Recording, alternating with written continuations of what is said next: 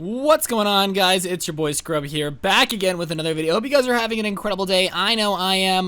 Listen, guys. I'm not trying to lie or anything, but if you don't press the like button, no joke, no scam, a walrus is going to come out of your bathtub and bite your kneecap. Have you ever seen walrus tusks? Those things are sharp. You don't want one to click your kneecap. So you have to press the like button, guys. Okay, you have 5 seconds to press the like button. Otherwise, a walrus will chomp down on your kneecap with the wrath of Satan himself. And trust me, nobody's going to enjoy that situation at all. I really promise. Now, one of my most popular videos of all time is a story about how a class pet got eaten, you know? And I thought that was a pretty unique story, one thing at a time. There's no way anybody could come in with an RKO to make that story less relevant, you know? Some weirdo kid ate a goldfish in class. And I thought that was really just the maximum amount of savagery that could ever be dispersed in a single story time. But the other day, you know, I was on vacation and I spent some time with my parents because that's what you do when you move away.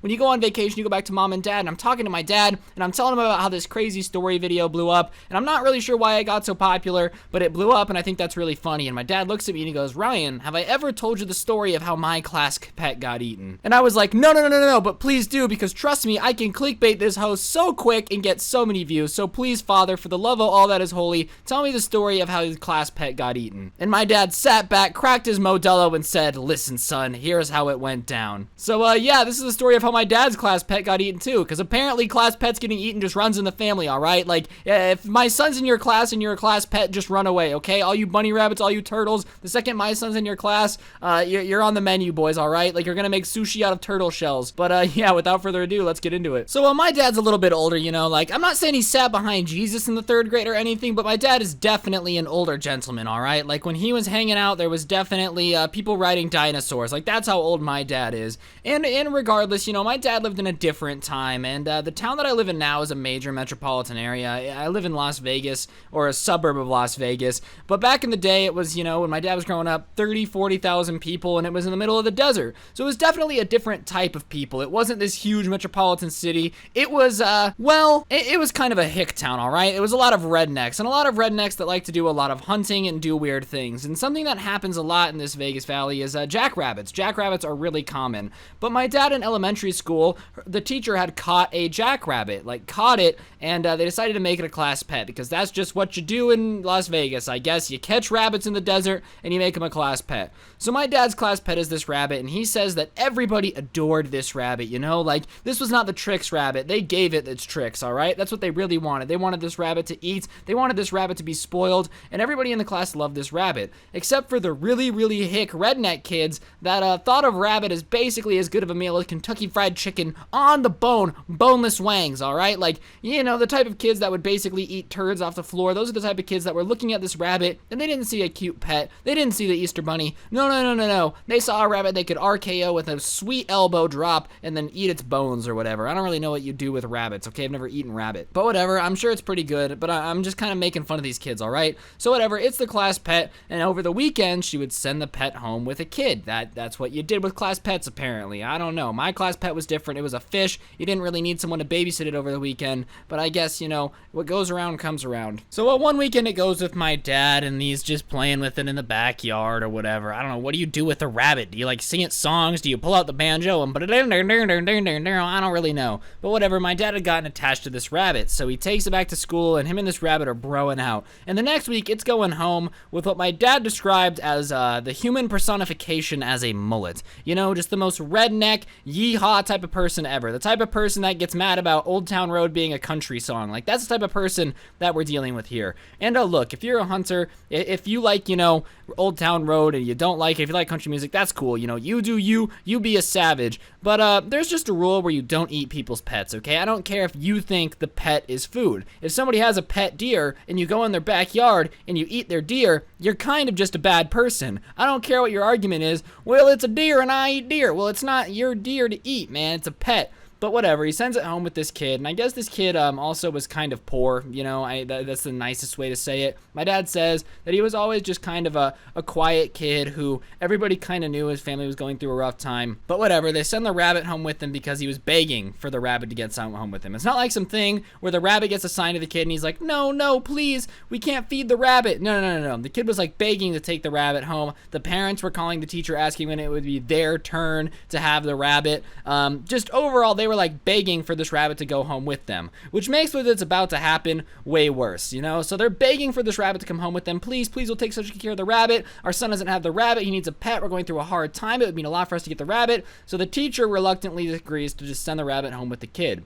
So the weekend after my dad has it, it goes home with this kid, and sure enough, Monday, he comes back without the rabbit, and the teacher's like, hey, kid, where's the rabbit? You know, you were supposed to bring it back to school. You only get to keep it for a weekend. It's not like it's your pet forever. And the kid says, oh, no. I'll bring it tomorrow. I promise. So the teacher's like, okay, you know, you forgot the rabbit, whatever. Kind of weird for you to forget a rabbit. It's not like in the, you know, your backpack, you're like, oh man, there was supposed to be a rabbit in here, you know? But fine, just bring it tomorrow. So the next day comes along and sure enough, there's no rabbit. And the kid says, whoa, I forgot it again. And the teacher says, well, if you don't bring it back, I'm gonna have to call your parents, you know? I can't not have this rabbit. I don't know where it is. You say it's at home, but your parents haven't contacted me that they keep forgetting it. So if it's not here tomorrow, I'm gonna call your parents. So the kid's like, yeah, that's fine. And the next day comes, and sure enough, the kid still does not have a rabbit. So the teacher decides, I'm gonna have to call your parents. And the kid is begging the teacher, please don't call my parents. Please don't call my parents. And the teacher's like, all right, this is weird. If it's at home, like you've been telling me it is, your parents will answer, yes, the rabbit's here. Sorry, we'll bring it tomorrow. That should be the end of it, right? Like, if the rabbit is still alive and still kicking and doing things that rabbits do, like, man, what's up, Doc? You know, then like it won't be that big of a deal. Everything will work out. Everything will be A-okay in the hood. But the kid, for some reason, is freaking out, begging the teacher not to call his parents. So the teacher, obviously being the teacher and realizing that this is weird, calls the parents and just says, hey, do you have the rabbit? And the parents go, oh, he didn't tell you. And the teacher's like, what? And the people proceed to explain to this teacher, well, you know, we ate the rabbit. And the teacher's like, you did what with the rabbit? I'm sorry, I send a pet home with your kid and you can't make it 48 hours without biting down on Mr. Bunny Rabbit's neck, okay? Like, Mr. Bunny Rabbit was just trying to hop away, deliver some eggs for Easter. Next thing you know, he's got a knife in his back by Billy Joe's parents, ripping off its mullet, hoping to get some chow on it. And the only reason my dad knows this much is his mom, not his dad, worked in the front office of the school. So she's getting all this information from the teacher. And basically the parents explain that the reason they wanted the rabbit is because they didn't have food on the weekend and they knew that they could eat the rabbit. And the teacher's like, but it's a class pet. You weren't supposed to eat it. And they start arguing with the teacher, telling the teacher that she's an idiot because rabbits can't be pets, okay? Yeah, you idiot. Rabbits can't be pets. They're food. Which is why I was making the analogy earlier. Just because you don't like what somebody's pet is doesn't mean that you can eat it. Like, imagine if somebody was like, I mean, dogs just aren't pets, and started chowing down on Fido's back leg. That's what's basically going on in this situation. So the teacher's obviously pissed, but doesn't know what to do, because it's not every day parents are like, yeah, we ate the class pet, suck it up, you wackadoodle, you can just deal with it later, you'll be hearing from my lawyer, you know? That's not a common occurrence. It's not every day that teachers are dealing with these issues. Not to mention, it's not something they go over in teacher college. I don't, what do you, teacher school? That sounds so stupid. Anyways, like, nowhere along the line, you know? And when you're teaching kids algebra, you have to understand that some parents will eat the class pet, and here's how you deal with it. And the kid is obviously embarrassed because he didn't want to say anything. He felt really bad. And my dad's like, this poor kid is obviously getting hated by everyone in class because the rabbit died at his house. The beloved class pet that all these kids loved goes to your house and never comes back. Sorry, it doesn't take a genius to figure out what happened to the pet at your house.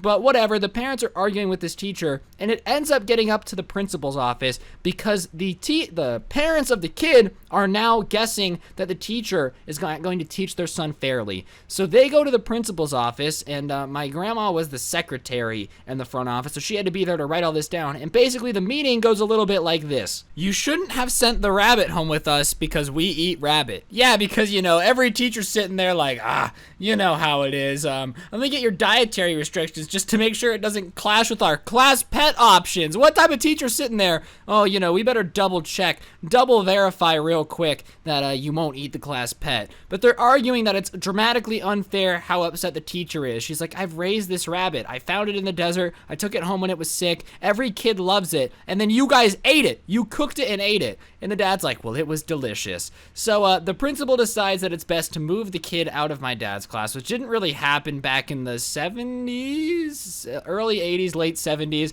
It didn't really happen at all. So whatever, the class pet is dead, and my dad now has a story of how his classmates' parents ate the class pet. Moral of the story is, maybe just don't give a bunny rabbit to people that eat bunny rabbits. I mean, come on. Like, and look, I understand the kid's circumstances kind of sucked. Your family's poor, you can't eat. If you don't eat the rabbit, then you're not gonna eat. That has to suck. That has to be so hard. But begging to get the rabbit sent home with you so you can eat it seems like kind of not the best move to make, you know? Like, hey, send this home with me so I can eat it, and that way the class can't enjoy it from now on. Just seems like the wrong message to send. Not the type of thing I want to do. And that's what makes it worse, that they begged for the rabbit. They begged for the rabbit just to turn around and eat it. And that's going to be a yikes from me, dog. But on that note, that's going to do it for the video, guys. Hopefully you enjoyed. If you did, please feel free to press the like button. Let me know in the comment section down below what you thought. And if you're new, of course, subscribe. If this video gets 30,000 likes, then I will, and yes, this is true, no joke, no scam,